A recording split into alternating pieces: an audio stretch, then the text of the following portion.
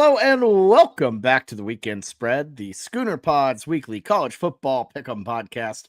I'm your host, Bobby Howard, and with me today, as always, we've got Jameson Maxwell, Ty Lee, and the captain himself, Boaton Blake.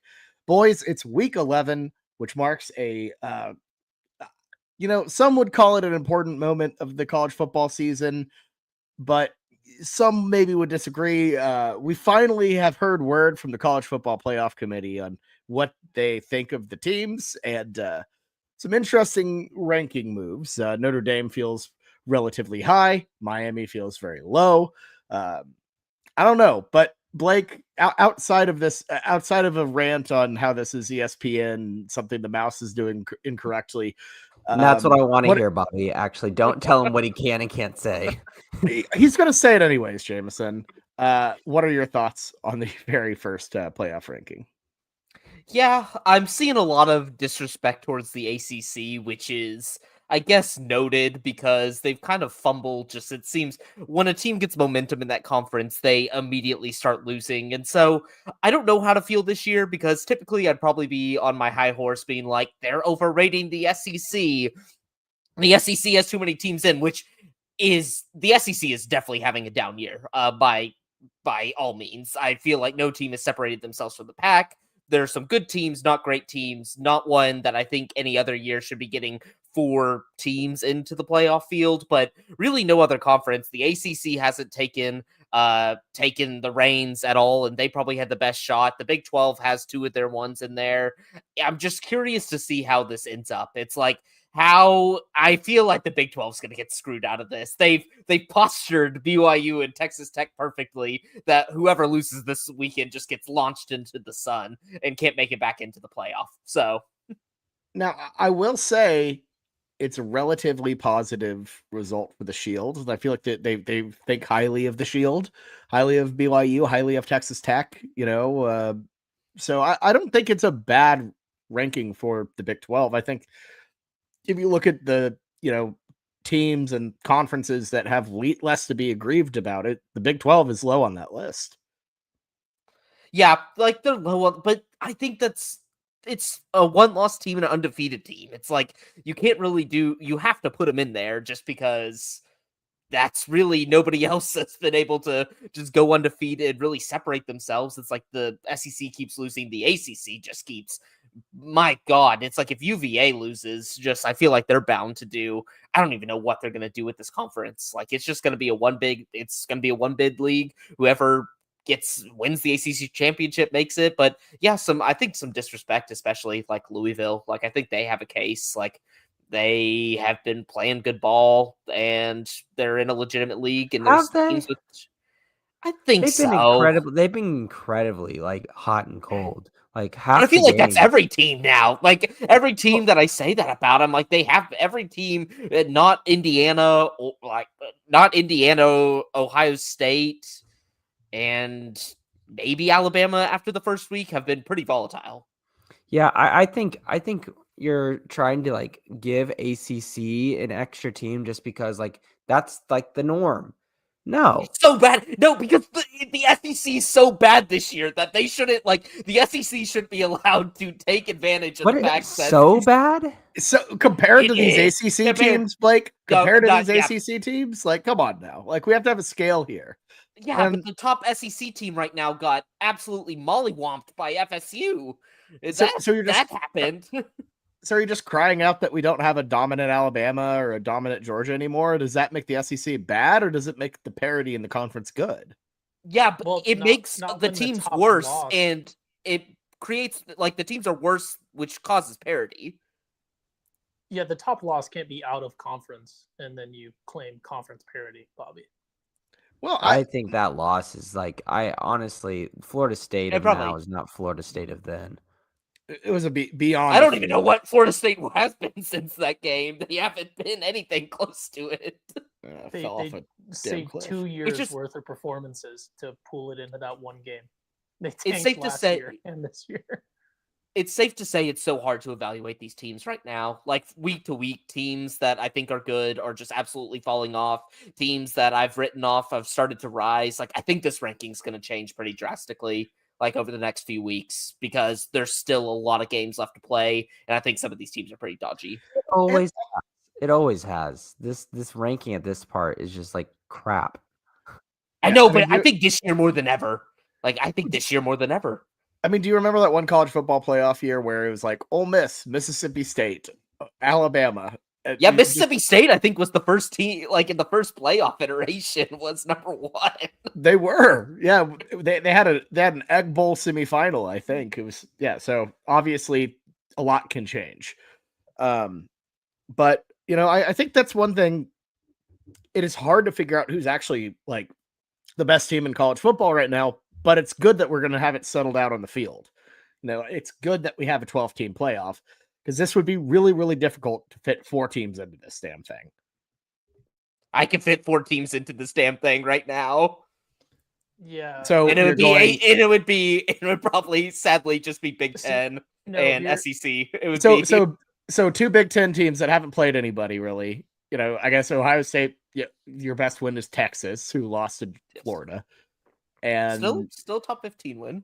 And Indiana will basically have finished their season only playing Oregon and Ohio State in the conference championship. So I'm glad we're going to have this settled out on the field. Indiana has been rolling teams. Like they have been absolutely everybody that they've faced. They've been. Team. I'm not trashing it. I'm not trying to trash it. I know, but they looked good. But like, it's still the Big Ten. Like, let's. I know, but so many teams this year, even in these bad conferences, keep slipping up and looking bad week to week. And Indiana seems like they're covering the spread by 10 points each week.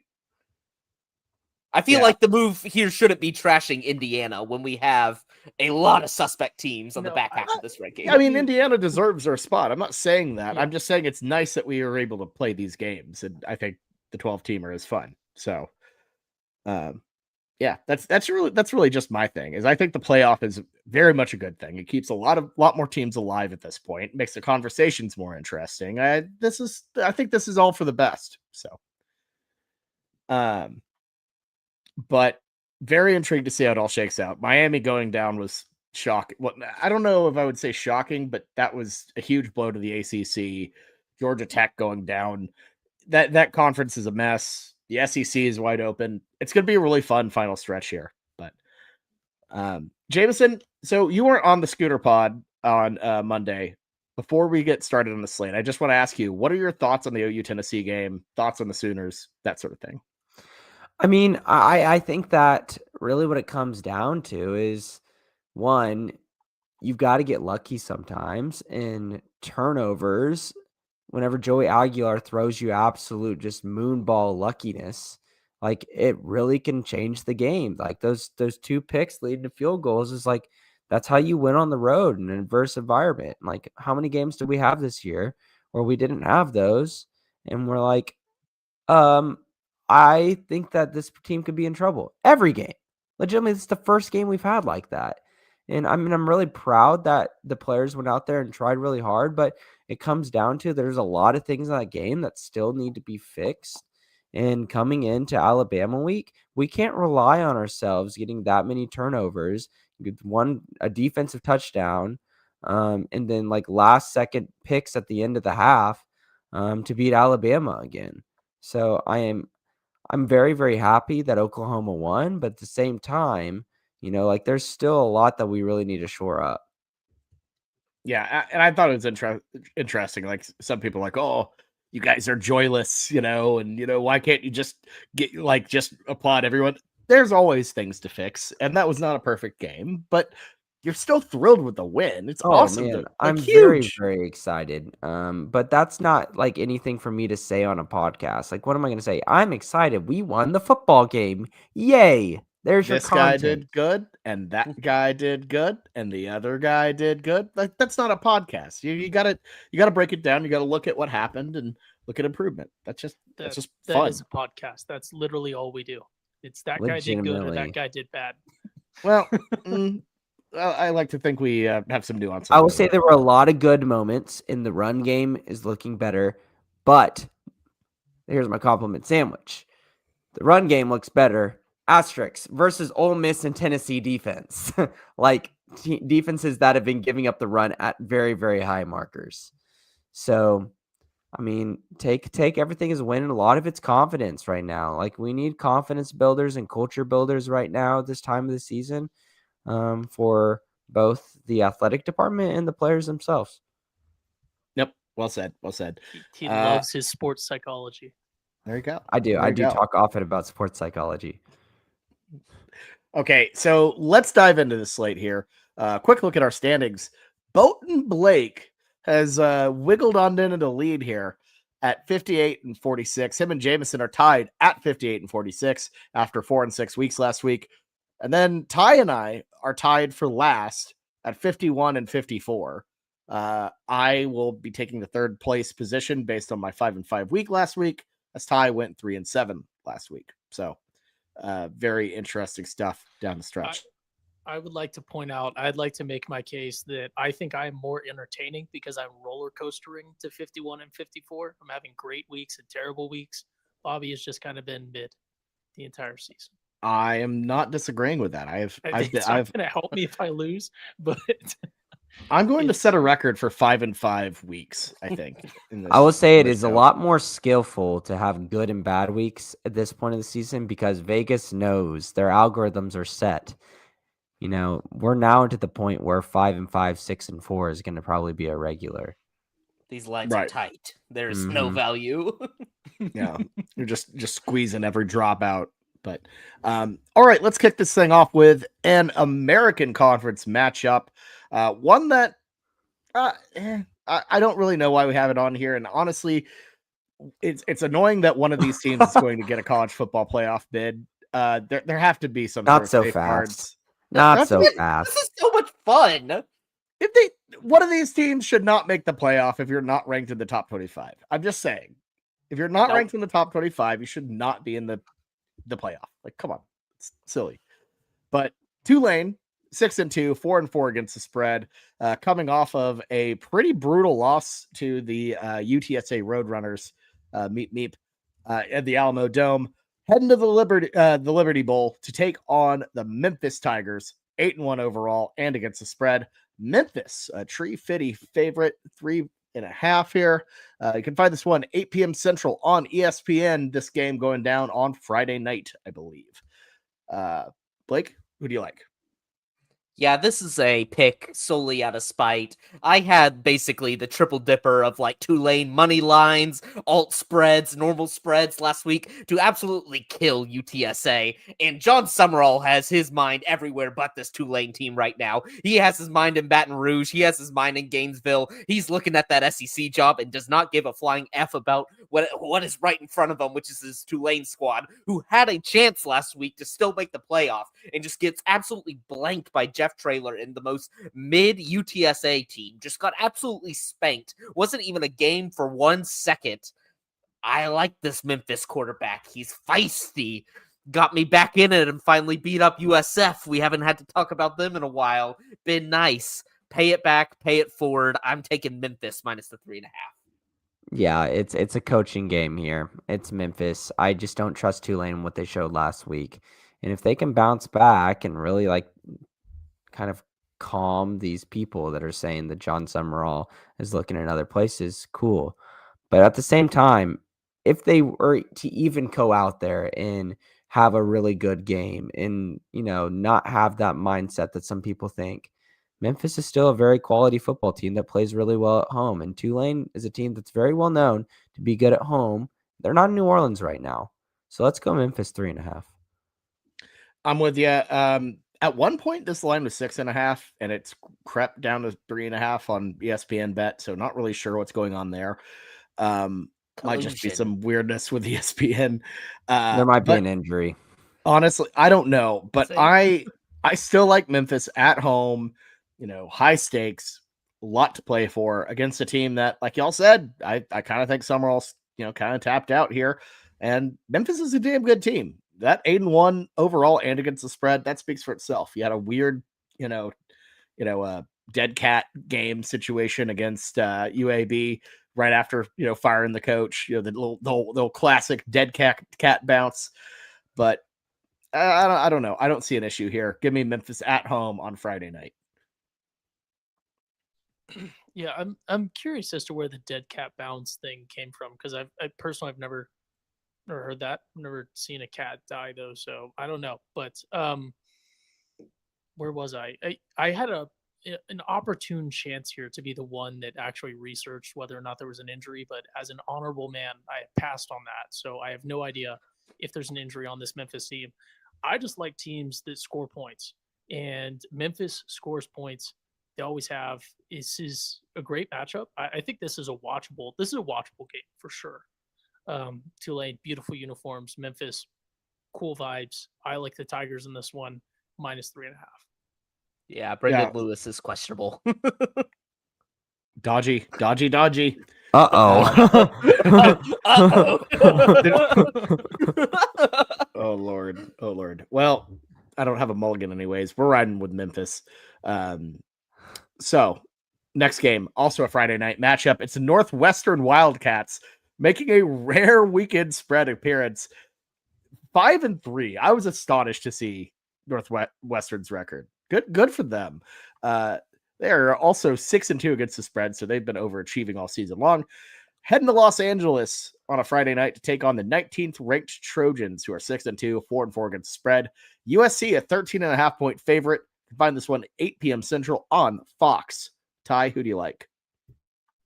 You already know my beloved USC Trojans. I think they got this one in the bag. I will always believe in a Lincoln Riley offense. I have doubted sometimes on the weekend spread, but the more I have studied my past performance, there's always going to be ones that you lose. More often than not, when I take a Lincoln Riley offense to cover a spread against a 5-3 team that people are shocked is 5-3, I get that cover. So go ahead and give me the Trojans -13.5. Give me 2 touchdowns in Los Angeles at the city park that they play at, owned by the city of Los Angeles. Beautiful weather, beautiful time for a football game. The Trojans roll them. Yeah, I don't know. I'm pretty big on USC here as well. They're a different team at home than they are on the road. I feel like if this one was played at that weird, stadium or Wrigley Field, where you're having that, those winds off Lake Michigan just battering you down, like I would absolutely think differently about Northwestern here. But I'm going USC at home in the Coliseum to roll 13.5 against a team that is kind of overinflated right now in Northwestern. I cannot stand that you're making me pick this right now. Like, this Northwestern team is something I do not want any of. I feel like it's a team that keeps things scrappy, and then every single time I watch one of their games, I'm like, what the heck? How are they keeping it this close? And it makes me so nervous with USC, a team that you guys said we feel very confident at home with. And then you go out there, you look at their team, you're like, oh, look, it's Preston Stone. He's playing quarterback. I'm like, my God, this guy is falling off. This guy sucks. And for that standpoint, I'm just going to go straight up and say Preston Stone sucks, and I'm just going to pick USC. Yeah, Northwestern, it is admirable what they've done this season. The defense has honestly been not horrific. It's like probably a top 25-ish defense this year, has been very consistent, kept them in games. Y'all said it, though. They're just scrappy. That's what they are. But USC, I just feel like they are primed when they are at home, when these teams travel out west. That is when they thrive. That's when one of the nation's best offenses really shines. It's just so frustrating. It's like their defense has gotten a lot better for USC this year, but it's still just not to the point where Lincoln Riley can actually compete for national championships, even though his offense is outstanding in about every single category this year. I don't get it. They're probably going to make a nice little Pop-Tarts Bowl or one of the higher ranking bowls, but give me USC to cover the 13.5. I don't think this one's particularly close. I could always make the Holiday Bowl that, could have been in Saudi Arabia this year, but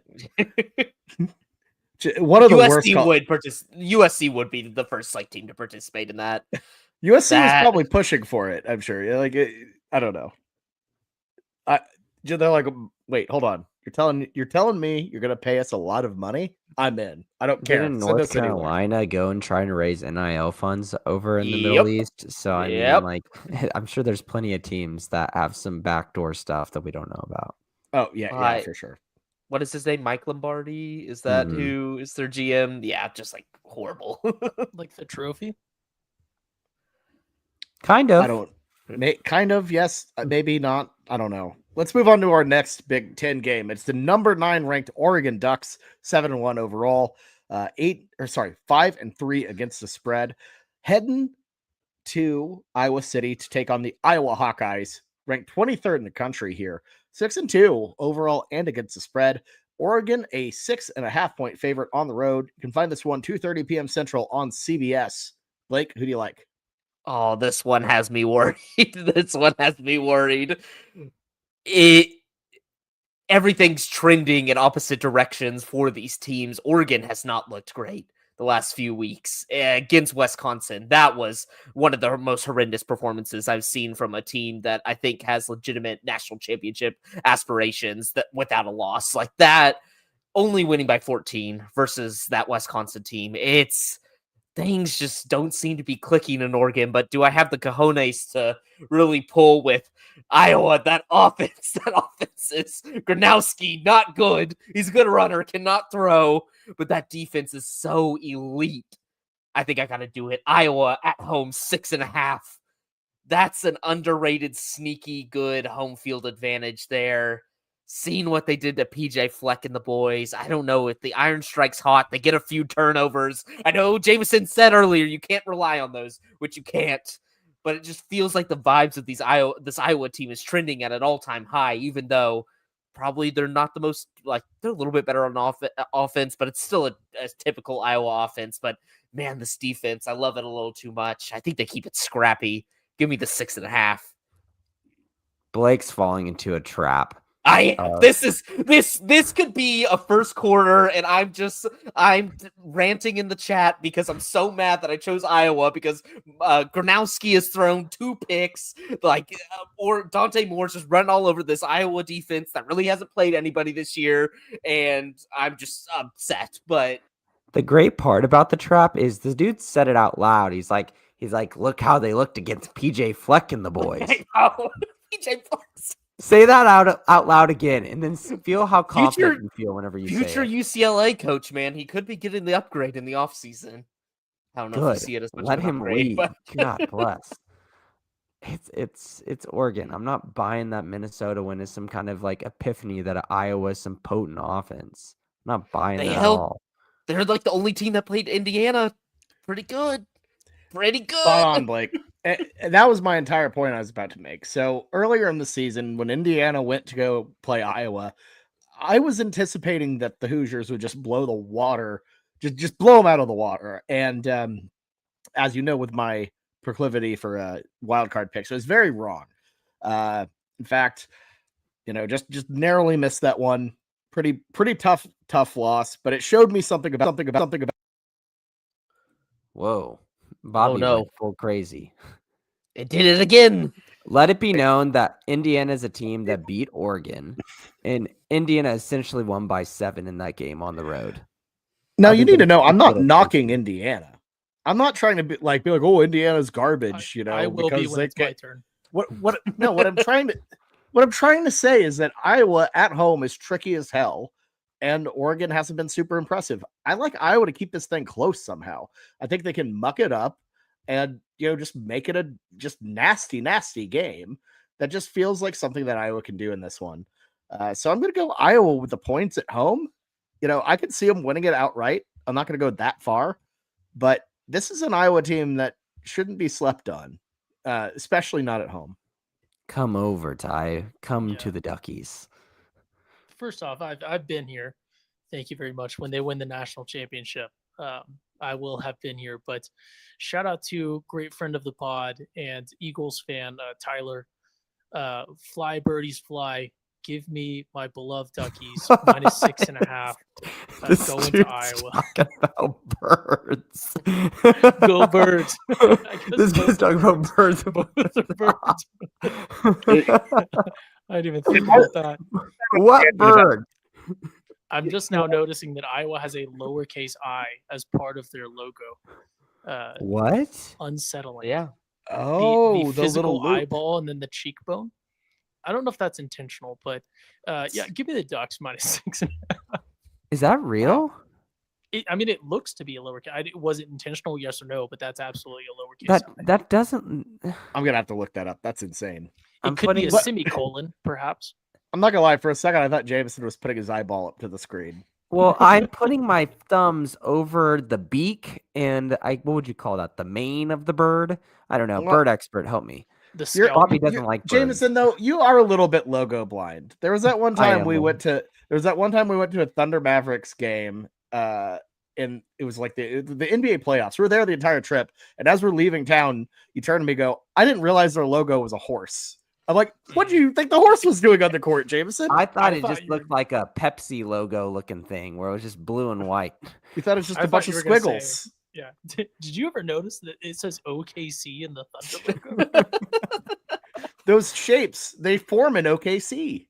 There's been multiple logos. That's just one of the examples. So that's why I'm a little bit nervous. I just put my thumb over the beak and the mane of the bird, and it looks more like a tongue and a uvula rather than an eye.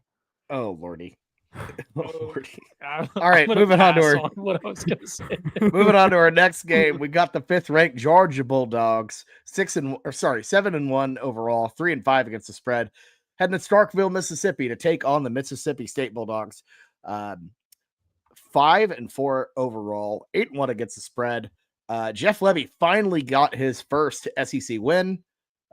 Georgia favored by 8.5 here at on the road. You can find this one 11 a.m. Central on ESPN.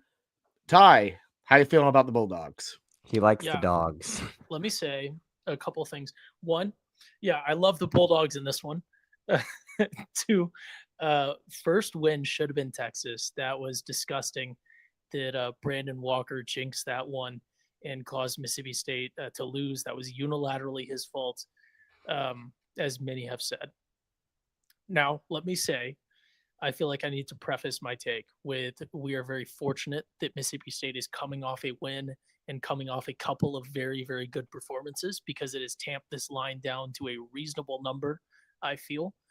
And let me say before I give my take that, again, Mississippi State has a wonderful fan base, like potentially the most passionate fan base I've ever interacted with, and extremely gracious, wonderful hosts. If you ever get a chance, you should absolutely go to Starkville for a game. Controversial opinion.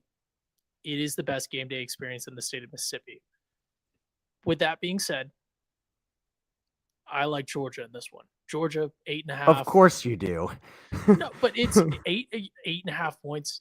I'm trying to be gracious. I'm trying to avoid talking about he who shall not be named, because his favorite thing is to not talk about things that he should talk about. But I will cede the rest of my time to Bobby. Give me Georgia minus 8.5 at 11 a.m. brutal time slot in Stark Vegas. I like Mississippi State here, man. 8.5 at home. I feel like they've been great against the spread. In Georgia, overall, I feel like they've made things way, way too close too often. That Florida game was a bit of a mess last week. We've seen it countless times, this Georgia team just kind of playing with their food a little bit. I like Mississippi State to kind of keep this close within 8.5. Maybe backdoor, maybe something, but I'm going to go Mississippi State here.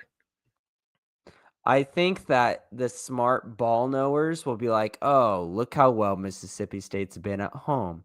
This offense is a team that could really give this Georgia defense, which has been lackluster, some troubles. I think that's just looking at it too hard. I really think that Mississippi State, when you come down to it, like how many teams this year that they've played thus far, from a defensive perspective, are you like astounded with other than Texas? Texas A&M, but their defense has shown some holes this year. I think that Georgia could go out there and really give them some troubles, and I think that this line does make sense. A lot of people will be like, no, this is a Mississippi State line. I think it's a Georgia line. Yeah, this Line's too low. I think even with the how close the game was against Florida, it's an interim coach. We've seen it time and time again. Like, it's a feisty spot to hit them. Georgia still won. Georgia could have scored the ball at the end, but just had to kneel it out. Like, could have won by double digits. I think this Mississippi State team, I've seen it with Tennessee before versus Georgia, and I think Mississippi State falls into the same category of like these gimmicky air raid offenses. They work well against inferior opponents and maybe opponents of the same caliber, not good coaches like Kirby Smart. He has these things figured out. I just think the problem with Mississippi State is you really have to, in these fast offenses, get out to big leads, and they're not going to get out to a big lead. I could easily see this Georgia defense, although lackluster, shut them down a few drives in a row, and it just completely derails them. I think line's way too low. I'm taking Georgia 8.5. All right, split on the game. Moving on to our just a Big 12 game. We got the Kansas Jayhawks 5-4 overall, 3-6 against the spread. Heading to Tucson, take on the Arizona Wildcats, 5-3 overall and against the spread. Arizona, a 4.5-point favorite. You can find this one 2:30 p.m. Central on ESPN2. Blake, who do you like? I am going to go with Arizona. I have been more impressed than I came into the season. I think one of my unders was actually Arizona. I thought they were going to soar under, and fire their coach by the end of the year, but that's obviously not going to happen because they've actually had a pretty, good season. Going into Tucson, I think is hard. Arizona's defense, I think, is much improved. Their offense seems to be rolling. Every time I've watched Kansas this year, it's just been so lackluster. Like, even last week versus OSU, just kind of, I know they separated at the end, but like they were kind of toiling with them in the beginning when every other team that plays OSU has just been can absolutely dominate them. We saw what happened in the Sunflower Showdown or whatever they call their rivalry game versus K-State. They just didn't look competitive at all. I saw people on the KU message boards being like, we need Lance Leipold gone. And I'm like, are you kidding me? Are you kidding me? Do you remember like just 3 or 4 years ago how lowly you are? Like, this is a great position for Kansas football to be in, that you can even be like contending for a potential bowl appearance. Like, that's where you want to be. You are never going to be at the top of the sports. You don't fund your sports enough. You focus. You're a basketball school. You focus way too much on basketball to ever become good at football. No, they're never going to become a football school. Mark They've been Mangino putting a lot did of it. money in the Mark football. Mangino did it. For one year. one run. Mark Mangino eventually got fired. It wasn't like He got fired for a lot of reasons, and it wasn't really football. I might need to stop talking because I do not know why he got fired. No, Ty, yeah, you need to Google that on the side, buddy. Wait, I think I need to Google this on the side. I just thought it was Oh, like no, recruiting it's violence. bad. No. It was not good. Better or worse than Les Miles? Well, we don't want to put that on a scale. No, let's not talk about this. Jameson. AU is my pick, or U of A, I guess. I don't know which one they go by. I really don't care. Kind of hate Arizona. So they go by U of A. Okay. They think it makes them sound more elite. They're in Tucson. This is the easiest pick of the week. This is Arizona. Kansas has looked like crap. And we always said Kansas at the beginning of the season, it's like happy guy looking out the window. Kansas at the end of the season is the guys frowning out the window. Like, it's Arizona. It's not, I don't even need to discuss this any further. Yeah, no, I was way too high on Kansas, and I regret it, and I will fade them with all of my heart. They are not it. Anytime they play any team with a pulse, they just completely fall apart. Give me Arizona at home. Yes, every time I go to my favorite restaurants, either Diego Pops or Olive and Ivy, I park in the garage because I need to be out of the sun here in Arizona, and I walk by the Fiesta Bowl Center, which is an insane square footage for some sort of Fiesta Bowl museum that's only open for like 2 hours a week. And they used to have a picture of Jason Bean in Kansas winning the Fiesta Bowl on the wall, and they've taken it down. It has been taken down, and that is bad vibes. Just like the state of Arizona took down the Bean Man on the Fiesta Bowl Center window as I walked to dinner. Arizona, and Noah Fifita, presumably, is still playing there, will get the dub against Kansas. And I think that quarterback that's been there for like 7 years or something Williams if he's not faking an injury as Daniels. he's known to do. Daniels, yes. So go ahead and give me the Wildcats. I blanked on what they were called for a second. -4.5. It's all Blake, good. what would Ty do if he was like an attorney in the courtroom as he started an argument? He would get hit with one of those, son. Where are you going with this? Like Yeah, you need I to. would You're talking about Jason Bean. I'll tell you, Like, I would have gone with the even if he did it, like, so what? What are you gonna do about it? Like, how many times have you been lectured by an old Southern, like, Texas judge? Good thing is I'm not a litigator, so I only had to do it in law school. But even in like our mock stuff, that's kind of how they sound. So Litigator. A litigator down in Waco. So where are you going with this? All right, let's move on to our next game. It's the Texas A&M, the Texas A&M Aggies, ranked third in the country, 8-0, 4-4 against the spread. Heading to Missouri to take on the 22nd ranked Tigers. They're 6-2, 4-4 against the spread. A&M, a 6.5 point favorite on the road. You can find this one 2:30 p.m. Central on ABC. Ty, who do you like? I love my Aggies in this one. Go ahead and give me TAMU -6.5 against the Missouri Tigers.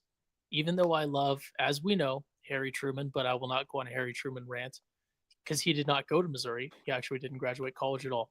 But go ahead and give me Texas A&M -6.5. Easy dub. That SEC time slot on ABC should be on CBS. And this is the best team in the SEC. I don't know why Blake was talking about Bama and FSU earlier. I've been gobbling up all of these like home dog lines, and this Missouri one does look a little tempting, especially given A&M's historical proclivity for falling apart at the end. But I'm going to make you proud, Jameson, and just completely shun history and any of all of that. It doesn't matter for this because Texas A&M, what Mike Elko has going right now, they're locked in, they're focused. I think they win this one comfortably in Columbia. Ty. We forgot to mention that Missouri is currently playing in an active copper mine or something. So that does erode the home field advantage a bit. I might make a take here that's a little bit weird, but this true freshman quarterback in Matt Zollers might be better than Bo Pribula. Bo Pribula was kind of fizzling out at the end and was really, honestly, I feel like hamstringing this Missouri offense. Maybe I think the Missouri's run game can get a little bit more going in this game, and maybe you see some things from Zollers to keep it close. I'm going to go Missouri here, plus the points, 6.5. Yeah, out of principle, I was just never going to be able to choose Mizzou on this one, but I do agree with Jameson. Like Zollers looked in the brief stint that we saw him in that Vanderbilt game, I thought really good. Like he looks like a poised passer, and he hadn't played much this year, and I think he was out his entire senior year of high school. So really hasn't played much ball in a long time. It just went out there and was zinging the ball everywhere. Liked what I saw from him, but it does worry me. Like Bo Pribula, although not the most polished passer, he was a great the dual threat game was helping Mizzou stay in games, and I'm curious to see what they'll do without it. But I'm very excited for this game. This is going to be Texas A&M's toughest test when it comes to their offense versus a good defense. Mizzou has a legitimate top 15 defense in America. I think they're up for that task. It seems like nobody's been able to slow down this A&M offense once they get rolling. I just like the pieces too much. My bussy boy out there, hopefully. Hopefully get some shine this game. What is he even doing this year? Has he actually done anything? I think he's just more. He's been more of a gadget guy. He's just, I think, more of a gadget guy. Has he been more towards the bottom of the depth chart? Would you say he's been bottoming more? Let's see. Let's look. You're gonna just let that one go? All right, I've got his stats pulled up for you. Let's play a game. How many catches do you think he has this year, Blake? I just looked him up. I think he's 12. been receiving. He's I'm been guessing We're 12. averaging like a little over 1 catch per game. Yeah, it's 11 catches on the year. Like, Ooh, I was close. How many pitches though? oh my god. All right. They're But- gonna get it. The internet's gonna get this one. Do we have any picks left? Has everyone picked this one? Maybe. I'm on A&M. Weapons too good. There you go. The weapons There too you go. good. All right, let's move on to Blake's other team. It's TCU Horned Frogs, 6-2, 4-4 against the spread. They're playing host to the Iowa State Cyclones, 5-4 overall, 4-5 against the spread. TCU favored by 6.5 here. I have no idea what Ty is doing because that is not the that Wait, is not what's the- TCU. what is it? Is it It's this? this. You're close. There you go. Yeah. You're throwing it. You I were was throwing at- in I a was- pinky for no One? Yeah, reason. we're doing a little spice. Yeah. Phrasing. Phrasing. We're not doing phrasing anymore. All right, 2:30 p.m. Central on Fox for this one. Blake, who do you like? So 2 weeks ago, after that BYU game, I would have been all over Iowa State versus us. I really had kind of hit a low point with TCU. We did not look good in that West Virginia game at all, and just kind of exploited some of the many problems that we had. Just put them all on display. That just the offense play calling is not consistent enough. The defense has actually been playing pretty good for us, been able to keep opponents away a little bit compared to last year. But yeah, the offense hasn't been scoring well enough. The play calling's got a little bland, can't seem to run the ball effectively. Josh Hoover is kind of put on all of his shoulders, and he's a little bit of a gunslinger, can turn the ball over. And I was just really out on this TCU squad. But the quickest way to bring me back in is Iowa State with ASU coming into town, losing to Jeff Sims. Just getting clobbered by Jeff Sims. It wasn't even a game. Talk about why I had a bad week last week was because of that result. I thought Iowa State was the easiest lock on the slate, taking them in every parlay, money line, similar to Tulane, and just got absolutely burned. I think TCU wins by a touchdown here. I think this line is probably pretty accurate. Rocco Becht has taken a big step back. Guys just not seeing things correctly. Our TCU's run defense is actually pretty decent, and that's the only thing Iowa State seems to be doing on a consistent basis lately. I'm going to go with TCU, win by touchdown. I think this one's close, though. It's back and forth affair. TCU's not blowing anybody out for the rest of the year. There's a 0% chance anyone on the spread picks Iowa State. It's TCU. This is the slam, and this is just there's no way. I don't see any way that the way that we've talked about teams and what we've experienced but so far on our past slates that you have any confidence in picking Iowa State on the road after what you've seen these past couple of weeks. And Yeah, TCU's off of bye, so I will say that. I've been completely, utterly just disappointed with Iowa State the past 4 weeks. They've been in free fall, a total disaster. And TCU is better at home than they are on the road. Every time I've seen TCU struggle, it's always been a road game. But at Almond G. Carter, they seem to have it together quite a bit. TCU 6.5 is easily the play here. Yeah, I mean, you guys know I love my frogs. Bring back the horns on the uniforms, but yeah, give me TCU minus 6.5. It's TCU is TCU is my number 2 Big 12 team because my beloved Buffaloes are there, but TCU just has all the makings. TCU, Tony Soprano, never had the makings of a varsity athlete. TCU has the makings of a major program. They will be there one day, long timeline. This is part of the process. So trust the process. TCU is going Sam Presti mode right now. They got that 2:30 SEC slot, I guess. Give me the Froggies minus 6.5. Where does Arizona State rank on your Big 12 teams? If they're below Colorado, goodness, TCU. I forgot about them. I mean, they have to. I just kind of yays or nays Big no, 12 teams. He's like, yeah, my beloved Sun Devils have to be number 1 because that's where you're getting the thumb. It's the one Big 12 school currently that I actually applied to, and then obviously you get it, and it's Arizona State. And then I've been to like 5 games this year alone. Yeah, you live there. Yeah, It's gotta like, be you should just What? like season tickets. It's your local team. Like, I'm like a known commodity at the games at this point. So yeah, I guess the co-ones with Colorado and ASU and then TCU. But it's like, oh yeah, I forgot about them. Like, I watch probably TCU open more your on window TV. there. Yeah. That's fair. That's fair. This But- is the Emperor Zurg game too. We're wearing the Emperor Zurg jerseys again. You're zerging it up? Are they gonna? Yeah, So they we will actually have the do spike colors. No, they won't. They redid them this year. They got new zergs. I know. They Oh, just that's like bad. I think no, the original ones did have the spikes on them. Yep, it's just same color scheme, same helmets. Just Awful. they took our precious spikes away. It was those dumb boomers on our message boards always complaining about the spikes. They're like, we need new uniforms. I'm like, there's nothing that needs to change about these uniforms. I'm like, freshen up some helmets, but nothing about the uniforms. And they got it, and now everybody hates them. So Yeah, you can't listen to that. That's awful. No. Just truly awful. It's one of those uniform aspects that made TCU unique, one of one. Yeah, that's BS. Let's move on to our next game, our final SEC game of the slate. It's the LSU Tigers, 5-3 overall, 3-5 against the spread. Right after the Brian Kelly firing, heading to Tuscaloosa to take on the 4th-ranked Crimson Tide, 7-1 overall, 6-2 against the spread. Alabama, a 10.5-point favorite at home. They, of course, play the Sooners next week back at Bryant-Denny. You can find this one 6:30 p.m. Central on ABC. Ty, who do you like in this one? Yeah, 2 teams that OU still has to play. As Bobby mentioned, we close our season with LSU.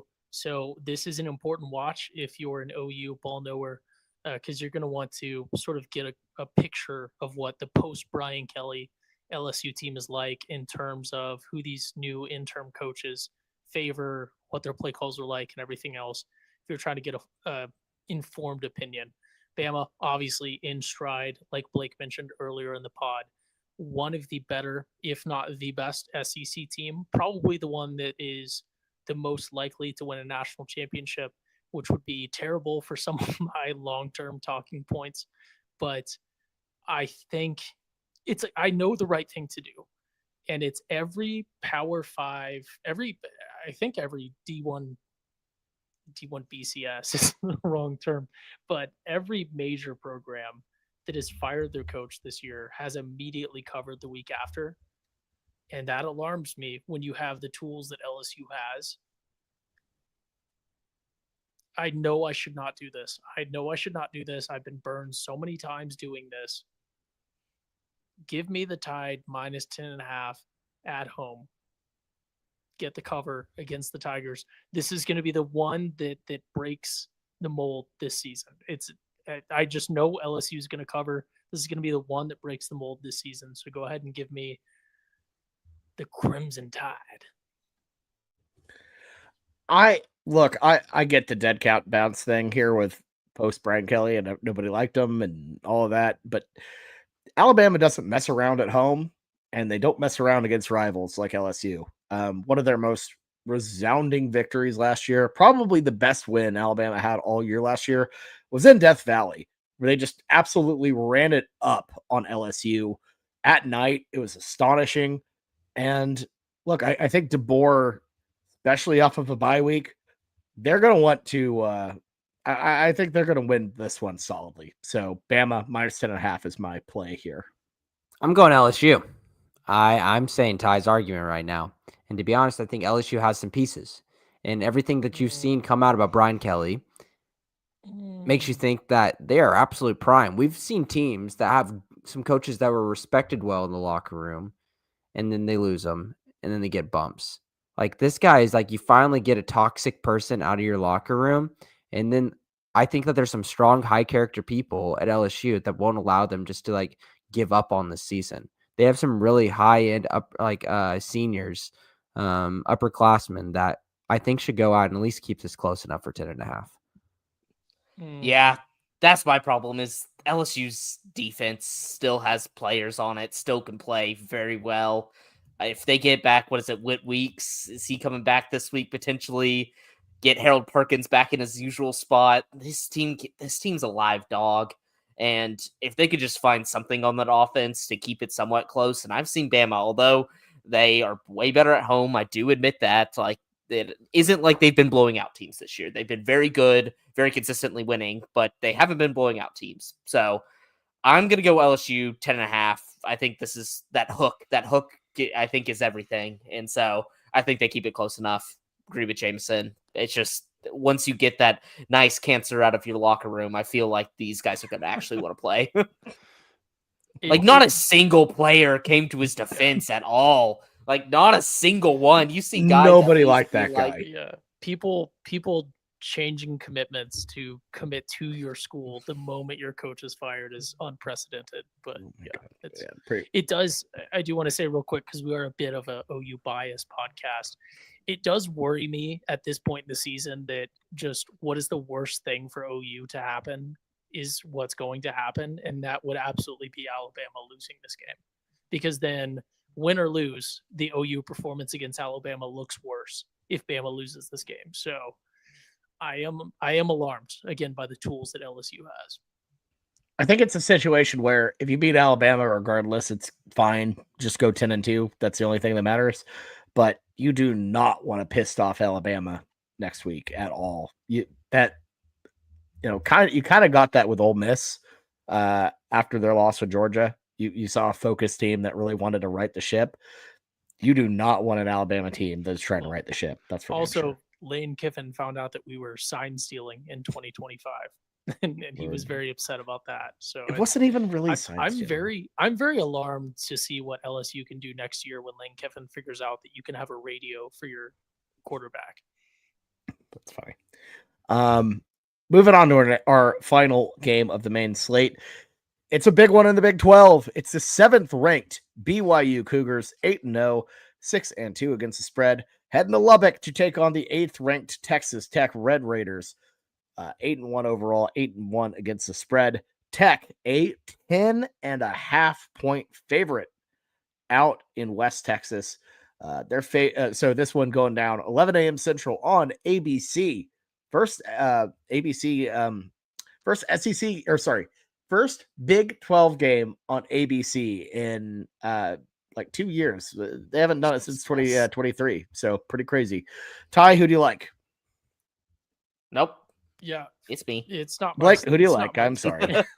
He was the one who was talking last, so I just sorry. I do like BYU, but before we get into the game, of course, ABC, we're fighting. The Big 12 is given an ABC slot finally after years and years, and YouTube TV is still in a blackout, and they're going to use those numbers against us. I know they will for why they shouldn't put us in the slot. I know what ESPN and that propaganda machine has been up to this week. I saw that graphic saying the Cowboys and Arizona Cardinals the last or few nights ago was the best since 2011 in Week 9 NFL Monday Night Football games. Insane graphic.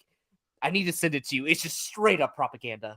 Just straight propaganda, Ty. Can I real quick say this is an unprecedented moment where we are seeing Blake's true hatred for ESPN Disney, where he is referring to BYU and Texas Tech, two of his most hated schools, as us, because he sees and he would rather be known as a Red Raider than as an ESPN fan. That is unprecedented times.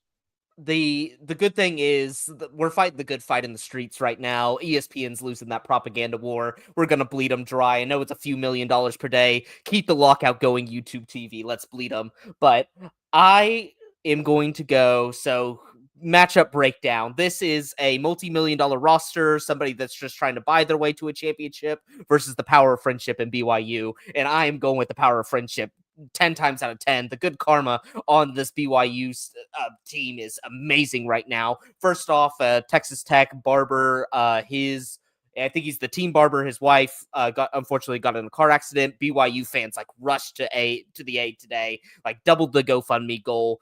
Fantastic fans. I will give them that. BYU fans are fantastic out there, always doing good in the world. But I loved what I saw last time I saw BYU versus Iowa State. I know they were getting gashed. They were getting gashed in the run game, but I like this guy, Parker Kingston, in the slot, Jameson. He's a shifty little guy. And then Chase Roberts, Bear Bachmeier. This team has some elite weapons. I feel like BYU, each year just seems like they're on the cusp of a dream season, and they are. I think they make this time the big one. They're not going to go undefeated because TCU is rolling into town soon to play them, and I think the Frogs give them a fight. But I am going to go easy here, BYU plus 10.5 at Tech. Blake, I'm kind of a little bit confused. I need your help. Do you know the quarterback for Texas Tech? The absolute bum. He's a bum, Jameson. If he gets injured too, it's going to get bad. It's going to get real bad. But tell me what that offense did, putting Baron Morton back in versus Kansas State on the road. Kansas State is the most incompetent team I've ever seen. It wasn't Baron Morton out there ripping them apart. It was freaking Avery Johnson just turning the ball over every single play. It was so bad. K-State is so bad. This Tech team is vulnerable. It showed that first half. K-State showed that Texas Tech is vulnerable. We just need a team to go out there and snatch it. We already saw it once versus ASU when they were full strength. Now we just have one more. We have our final blow that can just take Texas Tech out of the running for the Big 12. See Baron Morton, pick Baron Morton. Texas Tech rolls 10.5. Here's my thing. I could definitely see this as a situation where everything culminates in Lubbock.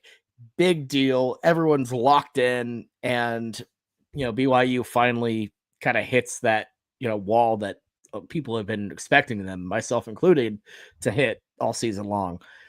But they just find ways to keep things close. I don't know if they're going to win this one straight up, but 10.5 feels a little disrespectful for a team that just knows how to, they're just a bunch of winners, man.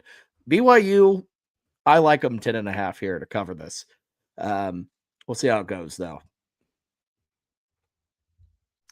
Yeah, here's the unfortunate situation that I am in. I like BYU. I've always been generally pro BYU on this podcast. I think it is an excellent school. I think, like Blake said, in general, excellent people. And it's a program that is constantly punched above its weight. So it pains me to do this, but I think, unfortunately, I have to go with the Red Raiders at home. I echo Bobby's talking points in that it is just too good of a Texas Tech team, and this BYU team, I feel like, has squeaked by in some of these games. Because and they're winners. They just know how to win. I know, and I'm not worried about them winning. I'm worried about I am worried about them winning if we're talking about Tech minus 10.5, I suppose. I was going to say I'm not worried about them winning. I'm worried about them covering, but one and the same in this situation. I feel like the Red Raiders, now that they have been punched in the nose and they've taken a fall, they're going to bully this BYU team to show that they are to be respected before they get absolutely smoked by, not Purdue, Vanderbilt. I was blanking on what it could be in the postseason. So go ahead and give me, unfortunately, the Red Raiders minus 10.5. All right. Well, we're split on that game, so it is time for our favorite pick of the week. Why aren't the brakes working? Because I cut the brakes! Wild card, bitches!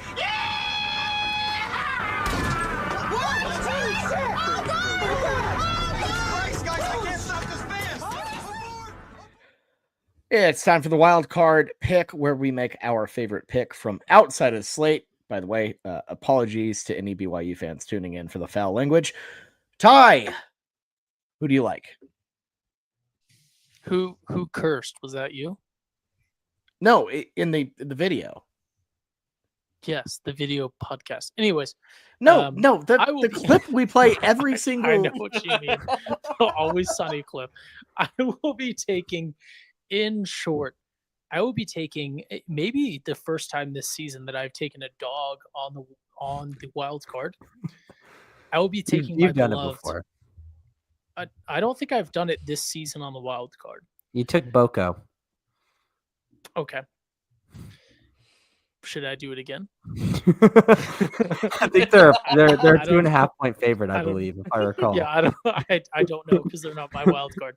I will be taking my beloved Navy midshipmen. They are facing Notre Dame this week, who Bobby gave you guys an intro at the start of the pod as to why you should not trust Notre Dame.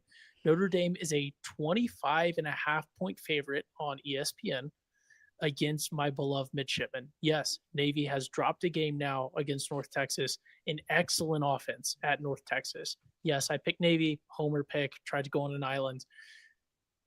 I actually really like my midshipmen in this one. You have tons of like Hovarth, Teska, like it's so many returning guys from last year, so much experience.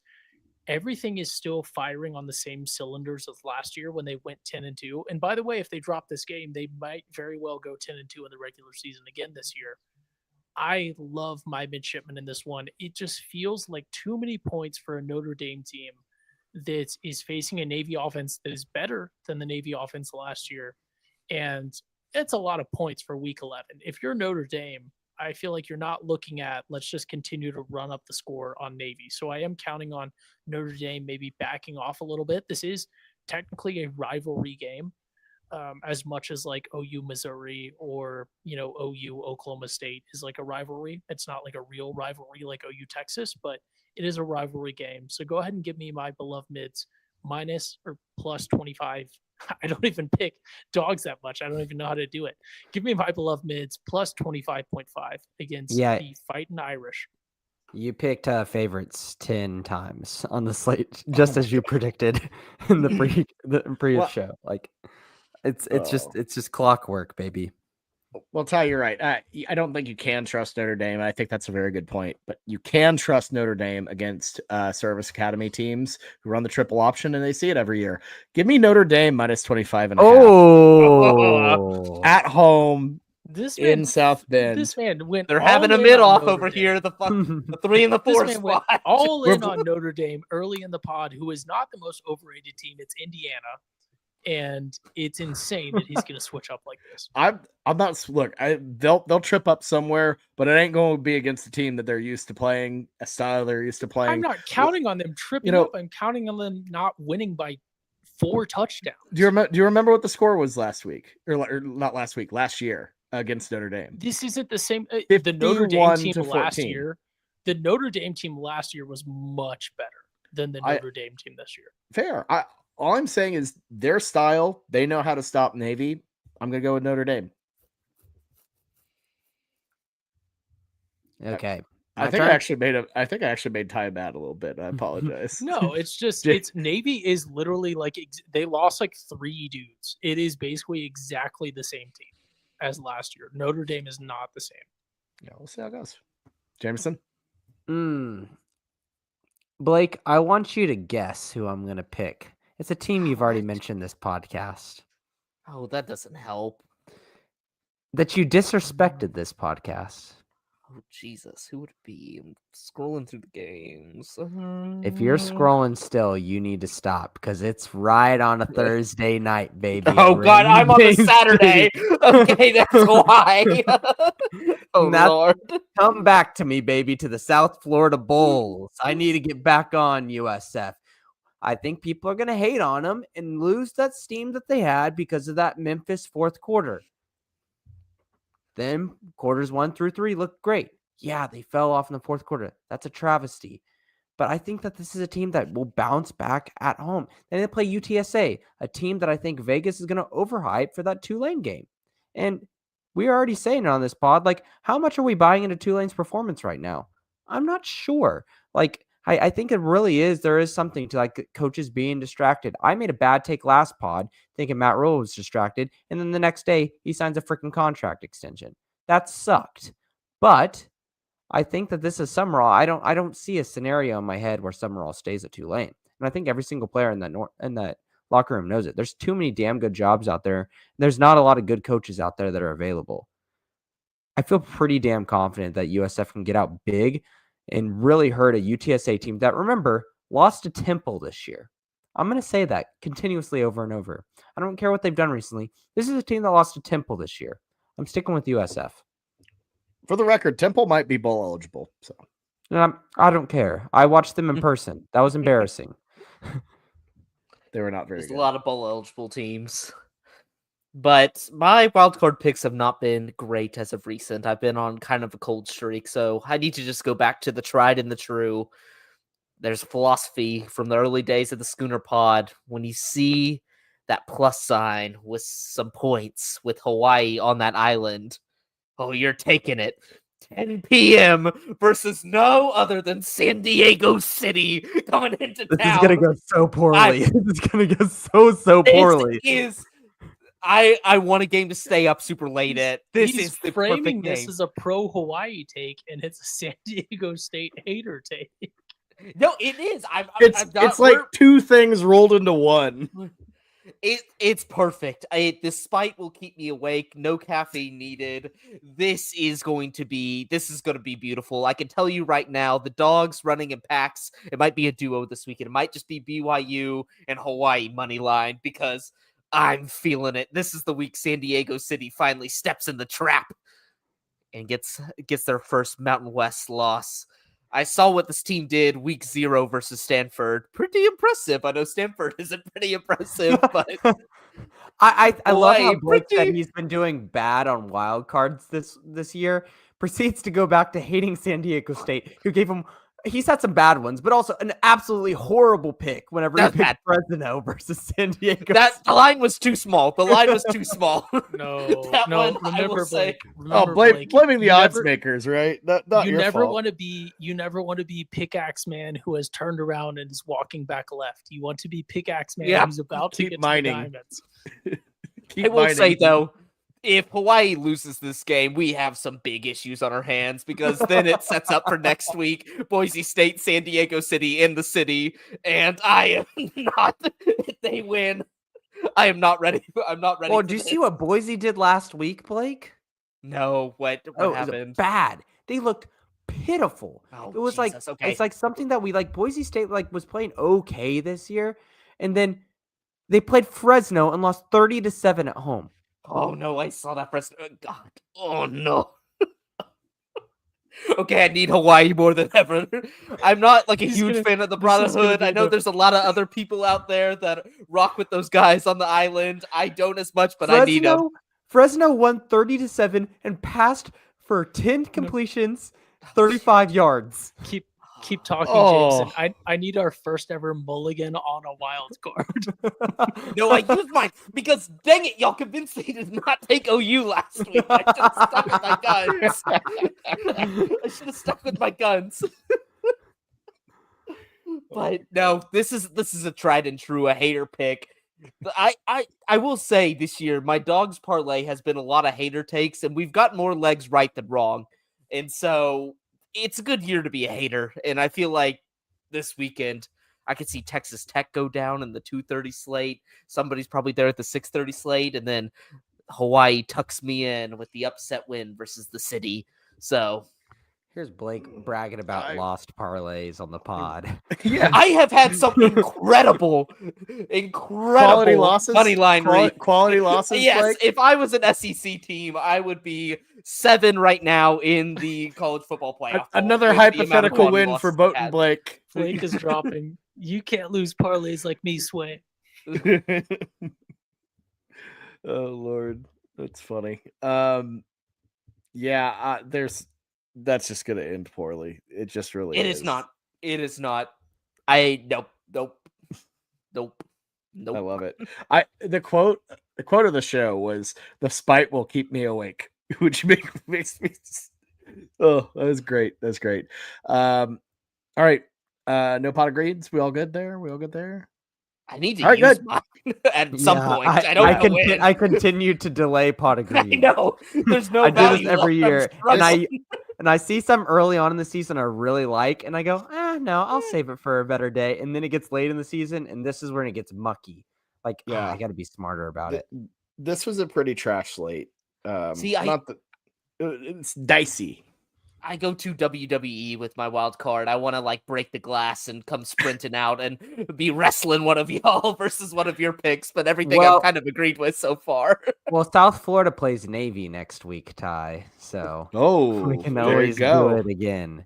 Going into Annapolis. I'm gonna double down on the. Who? on the head-to-heads. Who? What am I doing next weekend? I'm very. What are you close doing to next weekend? Annapolis. Oh gosh. Ooh, go get to see Byron Brown in person. There you go. Jameson's gonna get another like USF tailgater shirt or whatever he has, like Boko. The off of Golden eBay. Brahmin. Oh my Lord. gosh. All right, so let's look ahead to week 12, what we got going on here. Obviously, two massive SEC matchups with Texas and Georgia. Longhorns going on the road. OU, Alabama, enormous one in Tuscaloosa. You got a couple other like kind of sneaky big ones as well. Notre Dame going to Pitt, I feel like is very Yep. intriguing. That is super quarterback intriguing. at Pitt he is something to watch. Early adopter right here. Yep. Don't forget. There's some intriguing stuff there. Iowa, USC should be intriguing. TCU has to go to Provo. There's no way that goes Yep. poorly. God, I refuse to go to that game just because I know exactly what's going to happen, and I would not like it. Well, and then they'll be nice to you when you leave. Yeah, They'll be that's like, I'm the sorry. problem. They're going to hit me with like there's bigger things, and I'm just like, Sonny needs to go. He needs to go. Who's this random child you're putting up here, Ty? Oh, I saw I'm this actually picture. I'm actually not sure this is a real child. This very well could be AI. Is this the one But, that you sent I might about the gonna have to- guy who brought his bring your own soda cup to He did. the He, to he the gas brought station? he brought Oh, a no. like a I gotta- Walmart like very large like 100-liter like something you'd put shoes in to a gas station. But I'm not sure the gas station is real either. So we need to investigate it more. Well, now I It need to could all mark be this video AI. as AI, Ty. So that's great. No. It's utilizing AI elements. But, no, it's all good. Look, we'll be back for week 12. Should be a fun slate. Really looking forward to it. Thank you all so much for watching and checking us out.